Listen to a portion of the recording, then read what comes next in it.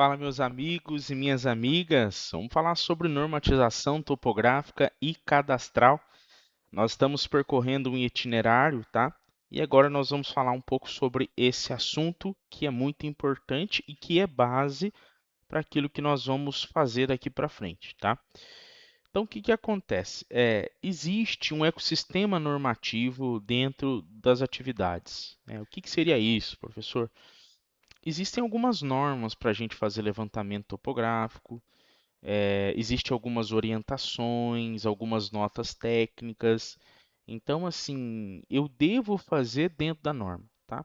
E aí eu já adianto para vocês, duas das principais normas que nós vamos utilizar é a NBR 13133, que é aí a abordagem sobre levantamentos topográficos, inclusive para estudo muito bom, e a NBR 14166, que trata de rede de referência cadastral municipal, beleza? Então nós poderíamos dizer que a NBR 333 ela está preocupada mais com micro, né? Relevo, limite de propriedade, precisão de instrumentação, tolerância de erro interno e apoio topográfico local. Já a rede de referência cadastral municipal, ela traz aí algumas normativas para amarração global, atualização de plantas do município, padronização do sistema topográfico local. E as duas abordam, por assim dizer, uma garantia de exatidão técnica e validade legal dos dados espaciais no banco de dados multifinalitário. Então, vamos pensar o seguinte, gente. Comprei um equipamento e vou fazer levantamento, tá? Isso deve ser com base em alguma coisa. Sobretudo para eu ver em qual classe o meu erro se enquadrou, o meu erro é aceitável, ele é tolerável, ele não é tolerável, até para que eu possa subsidiar alguém, tá? Já a rede de referência cadastral municipal, ela vem normatizar esse possível emprego dessa rede nos municípios, para que os municípios adotem essa base cartográfica como uma base importante, e a base a ser seguida, tá? Então você tem uma padronização do sistema topográfico local. Então pode-se, por exemplo, criar uma lei, né? A partir de hoje, todos os levantamentos vão estar amarrados ao sistema geodésico brasileiro e, por consequentemente, ao sistema topográfico local do município. Puxa, isso é muito legal. Por quê? Porque para quem trabalha ali com muitos dados, com diferentes tipos de dados, ter essa amarração ao sistema local é muito importante para a organização, né? Para essa sistematização e organização dos trabalhos em prefeituras e em municípios. Então, isso é muito importante, tá? Legal. No que tange aí a matriz de instrumentação e classes, né, da NBR 13133, a norma ela classifica os instrumentos com base no desvio padrão de observações aferidas em campo. Então você tem classe do nível 1, 2 e 3 e 4, tá? E o desvio padrão vai ser assim, por exemplo, né? 1 quilômetro de duplo nivelamento. Se você obtiver um desvio de mais ou menos 10 milímetros por quilômetro, você vai ter uma aplicação típica de estudos preliminares. Menor ou igual a 10 milímetros por quilômetro, anteprojetos. Uma classificação nível 3 alta, maior do que 3, maior ou igual a 3 milímetros por quilômetro, projeto básico. E a classe 4 muito alta, maior ou igual 1 milímetro por quilômetro, projetos executivos de rigor. Então, o que que acontece, meus amigos? Nós temos como classificar, por exemplo, o nosso levantamento, né, a nossa instrumentação, baseada nessas observações aferidas em campo. E aí nós podemos entender como um guia de consulta, né? Antes da ida a campo, o técnico ele deve comprovar que a classe nominal do equipamento ele atende à exatidão exigida pelo escopo do projeto contratado. Então, como que vai se dar isso? Vai se dar da seguinte forma: ó. Eu contratei para você para fazer um levantamento dentro da classe 2, porque é um anteprojeto, né? 10 milímetros por quilômetro para mim está excelente, etc. Então, antes da ida a campo, você deve comprovar que a classe nominal do equipamento atende à exatidão exigida pelo escopo do projeto contratado. Então, perceba que é uma exigência que pode ocorrer, tá? Às vezes você pega uma licitação aí, eles usam isso aqui como padrão para você trabalhar. Também tem a consulta de tolerâncias, né? Quando a gente faz aí um levantamento por poligonal, a gente tem um erro de fechamento. E aí você pode ter aí uma regra de aceitação, né? Que a tolerância é a função direta do número de estações ocupadas, n, e aí você tem um erro que deve ser menor que a tolerância que é expressa em minutos, tá? Então, n, índice de um trabalho excelente, 2n, um índice de um trabalho aceitável, e maior que 2n, um trabalho rejeitado e exige uma nova medição de campo, tá? Então, o que que acontece? Se você tem aí 6 estações, o que você vai errar é 6 segundos, tá? Ah, errei 2n, 12 segundos. Trabalho aceitável. Errei mais do que 2n, mais do que 12 segundos, já está fora, tá? Tratamento do erro linear, né? Então, passo 1, fazer uma aferição, né? Cálculo do erro linear, fazer a comparação, tá? O erro linear deve ser menor ou igual à tolerância normativa. Se for rejeitado, eu volto em campo. E aceitação, se o erro enquadra no limite admissível. E aí eu devo então fazer uma distribuição, uma compensação do erro linear para cada uma das minhas coordenadas. E aí, normalmente, nós fazemos isso proporcionalmente às distâncias. Quando nós chegarmos lá nos cálculos, vocês vão entender isso de uma maneira mais plena, tá? É possível também ter um controle altimétrico, tá? Então, quando eu tenho ali uma distância de Vant, uma distância da ré, tá? Eu posso ter aí um parâmetro normativo, que é o comprimento máximo da visada de 80 metros, o ideal é 60, e surge aí nesse sentido uma regra de ouro, né? Que visadas de ré e vantes, elas devem ser aproximadamente iguais para anular os erros de curvatura terrestre e refração atmosférica. É muito bonito, inclusive, quando a gente faz esse cálculo aí, vê que quando eu coloco a distância da mira de ré e da mira da vante a uma distância aproximada, eu tenho o erro da curvatura anulado, tá? E a tolerância altimétrica é dado por essa fórmula aí, n vezes raiz de k, tá? O desnível é validado, exige a execução do nivelamento geométrico somado ao contranivelamento, ou seja, duplo nivelamento. Quando a gente tem a expressão nivelamento e contranivelamento, é que eu nivelo num sentido e venho contranivelando no outro sentido, justamente para fazer aí essa média e corrigir esses possíveis erros que existem, tá?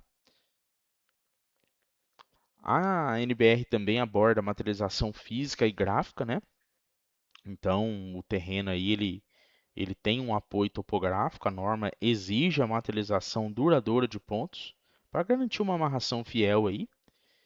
E o escritório, né, traz essa questão aí do original topográfico, né, que é uma base dimensionalmente estável e previamente quadriculada, que recebe os pontos coletados, calculados e compensados, formando a planta final em escala pré-determinada. Então a norma também traz essa realidade aí para nós. Embora, meus amigos, hoje toda essa parte gráfica tem sido utilizada mais no computador. E em softwares topográficos vocês vão ver isso. Mas aqui é uma abordagem que a norma traz. Beleza? E aí, meus amigos, nós temos uma transição de escala da propriedade ao município. O levantamento local, ele vai obedecer NBR 1333. Porém, para ter uma validade legal, cadastral, multifinalitária, urbana, esse polígono precisa ser ancorado de forma matematicamente rigorosa a uma rede global. E aqui é que entra a NBR 1466. A rede de referência cadastral municipal, ela tem como objetivo fixar as diretrizes para a implantação e manutenção de plantas cadastrais e infraestrutura geodésica no município. Ponto. Então imagina só que eu tenho um município que nem Cáceres. Se eu estabeleço uma rede de referência própria do município, eu consigo fazer com que a amarração de todos os trabalhos sejam obrigatórias nessa rede. E aí, na hora que eu for, por exemplo, trabalhar, eu não vou ter um problema de compatibilização de sistemas, porque está todo mundo falando a mesma língua, está todo mundo tendo essa amarração obrigatória, tá? E aí isso contribui muito com o banco de dados municipal, com registros públicos de propriedades, obras de engenharia e urbanização, projetos e acompanhamento às built e cadastros imobiliários multifinalitários. A esfera de adaptação de Gauss é a superfície de referência oficialmente adotada pela NBR 1466 para o cadastro municipal. O raio RM é estritamente igual ao raio médio terrestre, calculado no ponto de origem do sistema topográfico local. Tá? Então é bem interessante isso aqui. E a norma fornece fórmulas padronizadas para a gente garantir um rigor analítico na transição de dados. Então você tem aí coordenadas geodésicas dentro do sistema de referência, siglas 2000, latitude e longitude. Essa coordenada, né, passa por uma função que vai gerar aí coordenadas plano retangulares x e y, oeste e norte, tá? E aí você tem aí algumas operações analíticas exigidas. O cálculo da convergência meridiana, a conversão do modelo tridimensional elipsoidal para a prancheta de trabalho do agrimensor, plano local bidimensional. Então, é muito interessante essa transformação de sistemas que ela nos propõe, tá? Em síntese, né, você tem aí um parâmetro de campo, por exemplo, escopo espacial. Lote, gleba, obra específica, NBR 1333. Município, região urbana, rede de referência cadastral. Qual que é a superfície de base da NBR 1333? Plano topográfico, limitado a curtas distâncias. NBR 1466, adaptação de Gauss. O foco profissional. NBR, instrumentação, precisão, medição direta. 1466, materialização da rede pública, amarração global, padronização. E a entrega final, o NBR 333, vai estar trabalhando mais com a planta topográfica original. E a 1466, banco de dados cadastral multifinalitário.